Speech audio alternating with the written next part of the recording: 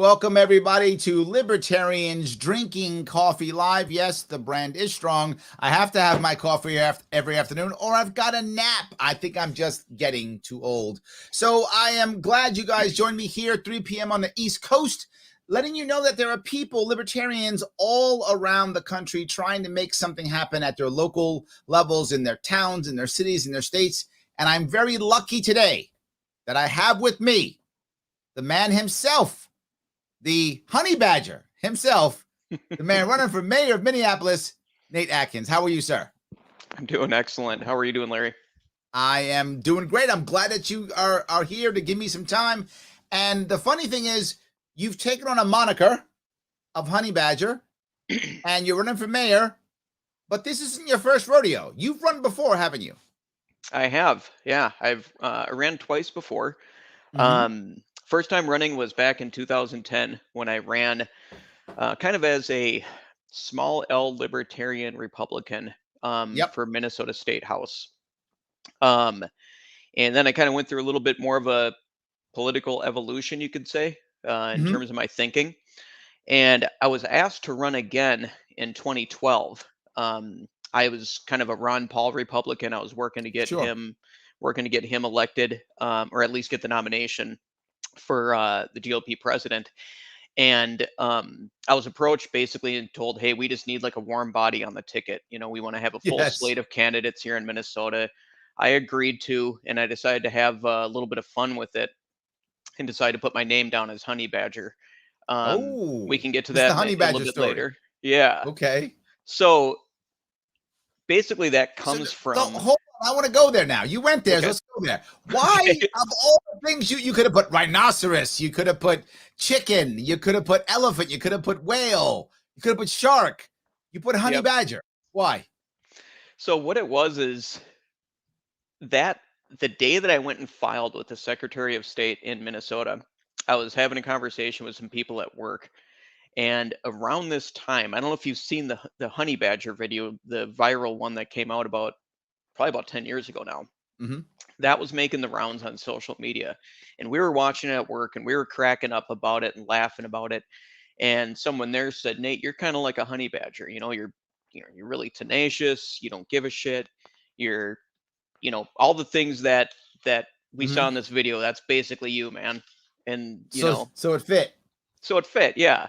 And as I There was we go. walking up to the Secretary of State, I'm like, I'm gonna see if I can put a nickname down on the ballot just to have some fun with this. I'm like, if I'm gonna do this, I'm gonna have some fun with it. So I put my name Right. down as Nate Honey Badger Atkins.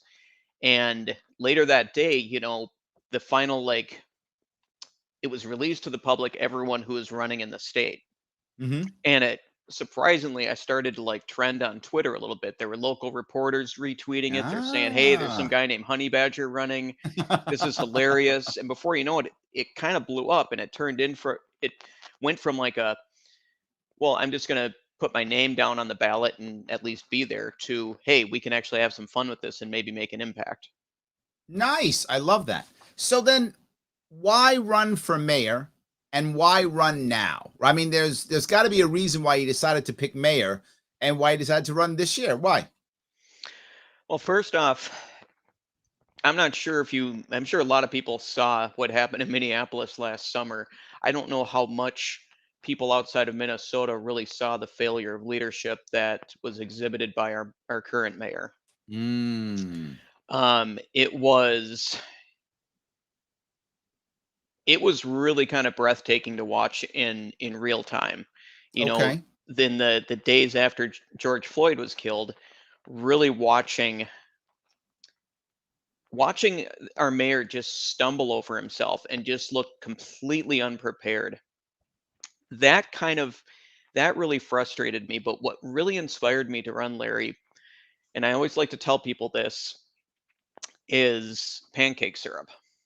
Pancake syrup. Okay. Pancake syrup.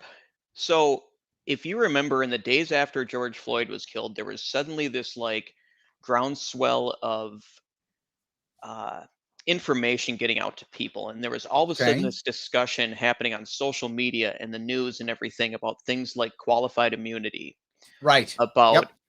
it's like the curtain was getting pulled back on the real powers that the police had. Yep. And people left, right, libertarians, progressives, liberals, whatever, they were all kind of uniting behind this and saying, yeah, we need to end this stuff. Yep. We need to end civil asset forfeiture. We need to end no-knock warrants and raids. We Yep. need to end qualified immunity. And then all of a sudden, if you notice, the conversation shifted. And next thing you know, people were arguing and fighting about whether Aunt Jemima should be on a bottle of Right. syrup. Right. Now, I'm not saying that that's not a conversation we should have. I think it is. I'm not saying it's not important, but you can't tell me that that's more important and that would have a bigger impact on our society than doing things like ending qualified immunity, Yeah. ending the war on drugs, all that kind of A lot stuff. And it's easier like, to push it to culture war when things get tough, right? Things get absolutely. hard and we want real things, real change, real impact. Oh, culture war. Look over Yeah, here. It's almost like a distraction, isn't it? absolutely it is. And it just, I was like grinding my teeth and just like shaking my fist at the air. I'm like, man, we actually had something there, and here we are. We're fighting now about pancake syrup. We're fighting about whether or not Yes. Mr. Potato Head should be gendered. All this stuff that really, I'm not really, I try to avoid conspiracies, but it's almost like anytime the people start to unite and start to see what's going on, it's like there's something gets sprinkled in the air or something gets put in the Yes. water, and we start fighting with each other about a bunch of this complete bullshit. So Absolutely. that's No, what I inspired me to love that. run. Guys, if you like what you're hearing from Nate and you think the honey badger can make some actual impact, then I would ask you a favor, particularly if you live in Minneapolis or Minnesota, head over to honeybadger4mayor.com. You see it right there. Click that donate button and throw him some cash. It's a good idea to throw him some money if you can. Now, what's your maximum you can take, Nate? What's your legal maximum? In the state of Minnesota, it's $1,000. $1,000. So you know what? I know Shelly was thinking, I want to give him like $4,000. Shelly, you can't. He'll get in trouble. Just do Mhm. 1,000. Yeah. I'm kidding. I'm kidding. Give whatever you can possibly give. It's all good if you can. And if you can't give, you know what I'm going to ask you next, because I always do. Some of you have the money to give and some of you don't, and no worries. But if you don't have the money, you've got some time, he can use volunteers also. Share his stuff. Like his Facebook page. The link is right in the description. Click his Facebook page. Go to his Twitter. Follow him on Twitter. Do the little things that matter. If you're going to be online anyway, help a guy out like this. Click and follow his Twitter. Follow his Facebook. Share some of his stuff. Get his name out there. It does matter. Every little bit counts. Like his stuff. And if you got some meme skills, he could use meme warriors. The meme wars are real. He could use some. He needs social media warriors also, so you can give him that too. But check out what he's doing. honeybadger4mayor.com. Check that out. I got a couple comments I want to throw up here real fast. Absolutely. Logic Rex he's with you. He's like, revoke qualified immunity yesterday. Yes. Absolutely. 100%. Yes. Mm-hmm. So Joe says he's a honey agree. badger. Of course he likes pancake syrup. There we go. Yes. So Shelly adds, she says, make law enforcement carry professional liability insurance. She adds that too. And that is something, Larry, that's one of the big things that I think would go really, really far with reining in the power of corrupt police. And it's something I've actually talked to former police officers who support this idea. Mm-hmm. And oftentimes the pushback that I get back, or that I get from people when I bring this up, is they say, well, that means that police are going to be getting sued constantly. They're not going to do the kind of proactive policing that they should be doing. Comments like that. And I'm like, well, let's stop and think about this here. I don't know about any other part of the country, but at least in the state of Minnesota, if you're going to be a plumber, if you're going to be an electrician, if you're going to be a contractor, if you're going to do just about anything, you have to carry some kind of personal liability insurance. That's New York State too. I can tell you that. That's my state too. Yep. That does not prevent plumbers from doing a good job. That doesn't prevent contractors from doing. If anything, it makes them do a better job. Yes. So this is like what I consider kind of like a market reform that would, for one, it eliminates all these, settlements being paid out by taxpayers, which I think is just completely fucked up and wrong. Absolutely. But it holds the bad cops accountable. It gets them out of the system sooner instead of them just getting recycled, and remaining as cops. And really, it helps at least restore a little bit of that trust between the people and law enforcement, and that's something that's completely broken down in Right. Minneapolis. Absolutely. I love it. The idea of qualified immunity, I love that. The idea of liability insurance is great. So police reform is one of your top issues. Do you have any other issues that are kind of, I know there's probably 20,000 you could touch on if we're here for 3 hours, but let's not punish everybody. Let's just try to do like a couple more. Is there another issue that's kind of floats towards the top for you? Yeah, so I mean, almost everything that I'm running on, if you go to my webpage, honeybadgerformayor.com, you can read about the issues that I've put out there. And almost every single one of them pertains to law enforcement reform. Okay. One thing I talk about is drug decriminalization. Mm-hmm. And there's something I tweeted out a while back and posted on Facebook. Back in, I think it was May, the Minnesota State Legislature was trying to pass a bill that would legalize marijuana.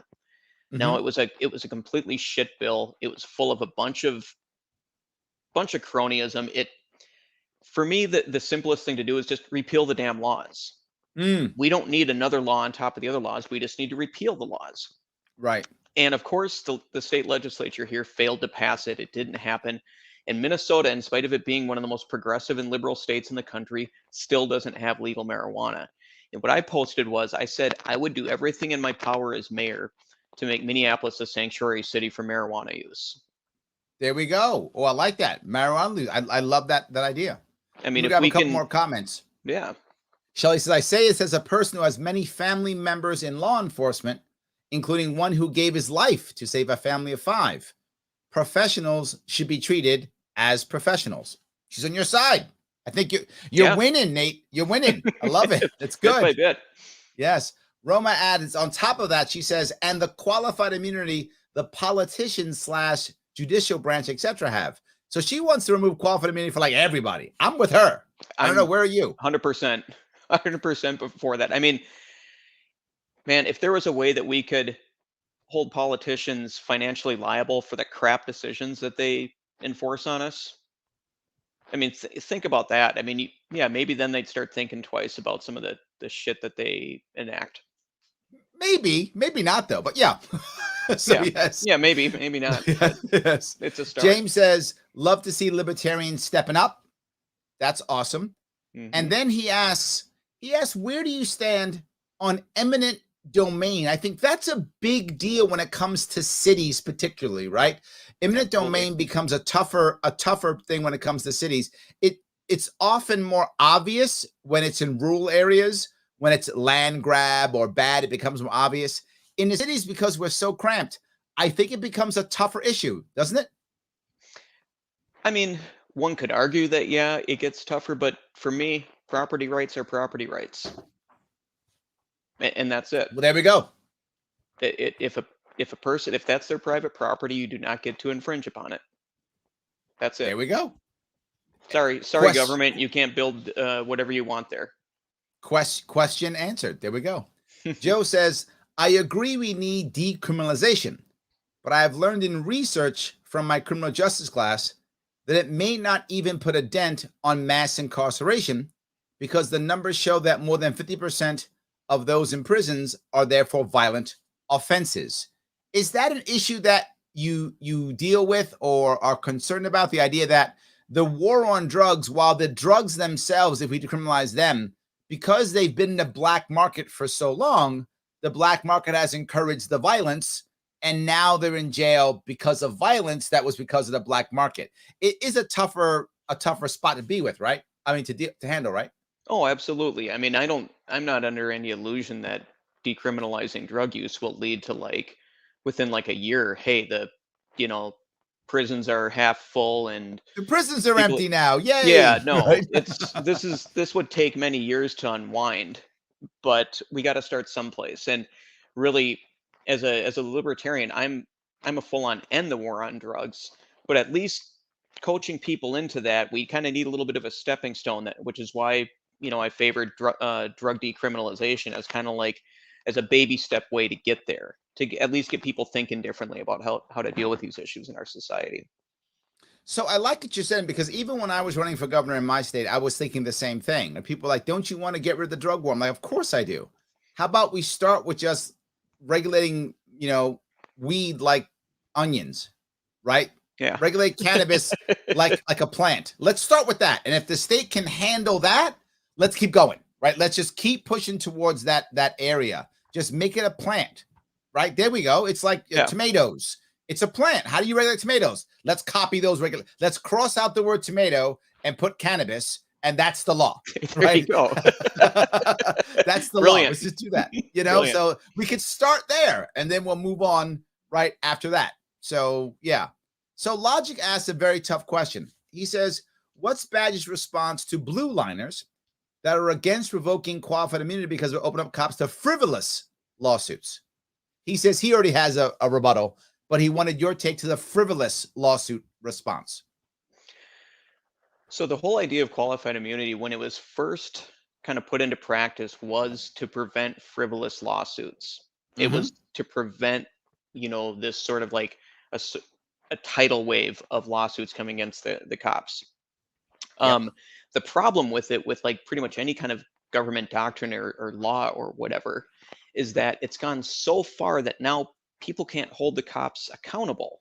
And I think that ending qualified immunity in conjunction with requiring personal liability insurance for the police, I think the two would kind of work together to, prevent frivolous lawsuits, but at the same time allow people to, if needed, sue the cops when the cops were wrong. I mean, the thing about qualified immunity, it's gone so far that it's completely tilted that balance of power completely in law enforcement's favor. And it's left the people pretty much utterly powerless against them. Absolutely. Oh, great. I like that. Robert asks a totally separate question. He says, what about family court reform? I have found that here in New York State, it's really broken in my state. Now, I know you're running for mayor, and mayor's not going to have that much control over a family court. Most of those will be state courts. So I know your ability to affect change as mayor is going to be slim. Do you have any view on family court reform, even though I know it's not really part of your platform, but do you have a view on it? That's a tough one, to be honest with you. I haven't really thought that far. I know you're mayoral candidate. That comes from like such a state level as opposed to like a city or county. And I had a feeling. The issue is you're running for mayor, and you don't really have much control over that. It's a different issue. Yeah. So let me ask you, those were two. Do you have one more thing?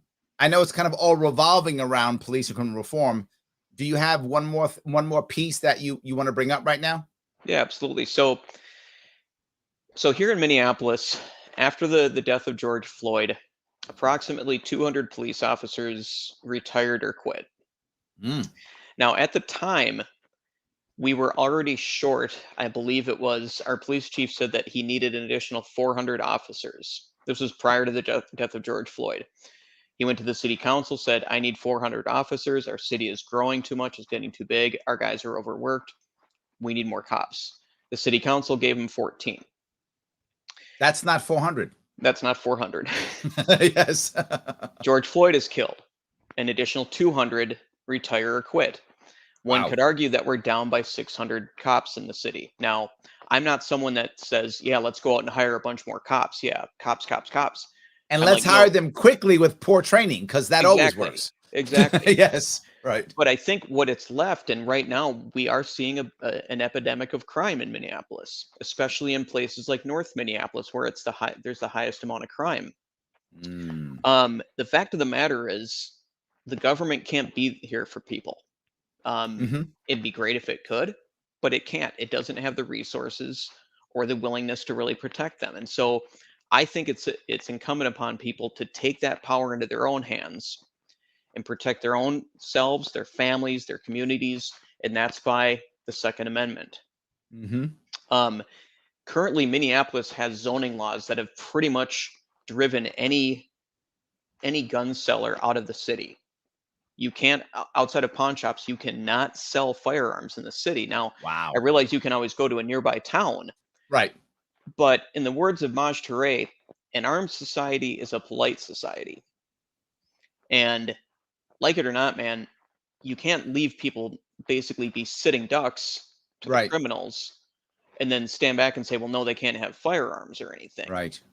As Right. Maj Toure says, all gun control is racist. And I think that's 100% true. I think we basically create a situation for a lot of people of color, a lot of black people, especially over in North Minneapolis, where they have been left powerless. And speaking of that, Maj Toure is coming to Minneapolis to help with my campaign. And our goal is to have a seminar over in Minneapolis for people. We want to get 50 people certified to have their concealed carry permits. And we want to get them educated and trained. My campaign isn't just about me getting elected. It's about ideas spreading. It's about winning Sure. hearts and minds. You know, for me, if I don't win, that's fine. Because for me, if I hear about people in the city that said, I never thought about personal liability for the cops. I never thought of like what it would be like if I had a firearm on me when I'm walking through my neighborhood and I was properly trained and educated on it. I never thought about drug decriminalization the way you put it. That to me is like the win, is when people start I thinking differently love about that. things. So let me ask the audience, those who are watching, do you like what he's saying? Do you think what Nate's saying makes sense? Is this something that you're for, something that you like? Then see what he's doing. Head over to honeybadger4mayor.com. Check out his stuff. His stuff's right there. He tells you exactly what he's thinking. The link is right there in the description. And if you like what he's saying, particularly if you live in Minnesota, but if you don't, throw him some money. He could use it. He needs signs. He needs door hangers. He needs Facebook ads. He needs all those things so that people will know who he is and want to check him out and want to vote for him so he can make some impact in his city. I mean, this is the city where George Floyd, he was killed there, right? This is important for us all. So it's important for us to look at that and to care. Now you might say, Larry, I'd love to, but I don't have the cash. Okay, if you don't have the cash, no worries. I hope you all have tons of money and tons of cash and can throw some money his way. But if you can't, you can still do something very nice. And that is you can like, you can comment, and you can share on all his social media. His Twitter account's right there. His Facebook account's right there. Follow him on Facebook, follow him on Twitter, and offer to volunteer. He needs volunteers too, people to do his meme wars, all those things. Hit that donate button if you can. Throw him some bucks. If not, volunteer. It does matter. We have to support local libertarians in local races, making local impact. So thank you for that, Nate. I appreciate that. Absolutely. Thomas, I think, is on board. He says, yep, he sounds good, Larry. So Thomas is on board. Nice. I like that. You got him. Robert, too. He's like, I would like to see him become mayor. Me, too. I would like to see Nate become mayor also. So we got a couple of those. I like it. That's very good. Shelly says, I haven't disagreed with them yet. I probably won't. Look at that. Nice. You were winning. You are. I love that you're winning. So let me ask you then, how do you make impact? Like, what do we got to do? How can you make some impact?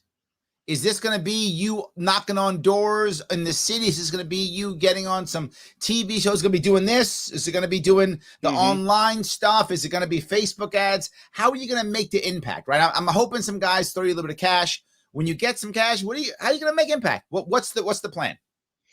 The impact, I mean, the biggest thing right now, and I know this sounds kind of cliche, but it is getting out there and knocking on doors and connecting with people one-on-one. I mean, the sad reality is in Minneapolis, it's a DFL-run city. And the DFL, just so people are aware, in Minnesota, the Democrat Party is called the DFL. It stands for Democrat Farmer Labor.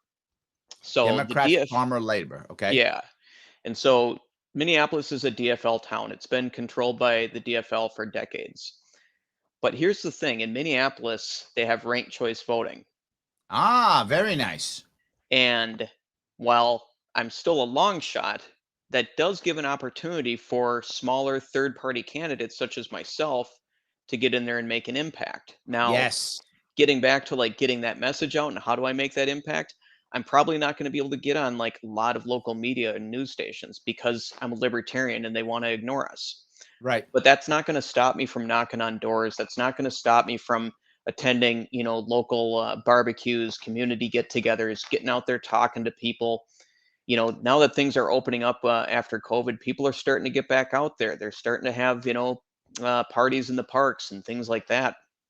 Getting out there and talking to them about that stuff. And obviously being active on social media helps, but Sure. really it's that one-on-one time of, door knocking, talking to your neighbors, talking to people all around the city and saying, hey, here's my ideas. We can agree to disagree on a ton of other things, but let's agree on the most important thing that's facing Minneapolis right now, and that's all those issues around law enforcement reform. I love that idea. When I crossed New York State running myself, I found many times people wanted to vote for me because I showed up. Right? There were a couple of precincts or districts in upstate New York where I got like 26% of the vote. Wow. And it was because I was the only guy who showed up. Nobody else did. Right? No one else showed up there. They were like, "Wow, this guy cared enough to show up in our town. You know what? I'll vote for the guy." And I think I did get a lot. There's knocking on doors is underrated. So I think it's not necessarily a bad thing. I hope you have more of a team that can help you with that. I hope so. That's a bigger issue. And let me bring that up now. Guys, if you're in Minnesota, if you're anywhere in the area, you could go to honeybadgerformayor.com, volunteer so we can set up times for everyone to get together and knock on some doors. You can drive a couple hours to go knock on some doors with them, right? So knock on some doors together with them. You can drive a couple hours if you live in Minneapolis or you live in Minnesota. Get in the car, grab your buddies, and go knock on some doors, right? And if you can, head over there, throw them some money so we can buy some cool palm cards. You can give out those palm cards. You can hang them on the door, right? Come on, it's a honey badger. That's going to be cool. There's going to be some cool stuff there. So if you can make that happen, I would appreciate it. Honeybadgerformayor.com. Minneapolis needs that help if at all possible. And in fact, I don't know who this is. It's AAAV-ator. I guess it's Aviator, I guess. Oh, yeah. I think that's Aviator. Good luck, Nate. Minneapolis government needs a scrubbing from the top down. You'll be great change. Oh, I like that. Thank you. I love that. Thank you. I love that. There we go. So you get some good scrubbing. So anything we should bring up that I missed? Is there something that you want to talk about that I didn't bring up? I don't think so. I mean, like you've been saying, definitely go to my Facebook page. Like, follow, share my posts, follow me on Twitter, share my posts there. The links are all in the description, guys. They're right there in the description. Just click on them. They're right there. And go to my website, honeybadgerformayor.com, and donate. Even if it's $10, $20, $25, or if it's 1,000, I'll take whatever. These events that I'm putting together with people like Maj Touré. I have another one with Spike Cohen coming up. These are events where libertarian ideas are going to spread. It's going to be, and it's going to involve us not just posting stuff on social media. It's going to be us getting out in the communities and, like you said, showing up. It's going to be us connecting with people one-on-one. And when that happens, that's when we start to see change occur. And absolutely, really, there's so many people in this city who I don't think understand or realize it, but they are very open to and very receptive to these libertarian ideas. I love it. Nate, I want to say thank you so much for coming today. I appreciate it. Thank you. Everybody else, thank you so much for watching. Please help us out. I will be on later on, of course. Always, you see me on, check out my Facebook page too, so where I'll be on next. Guys, thank you so much.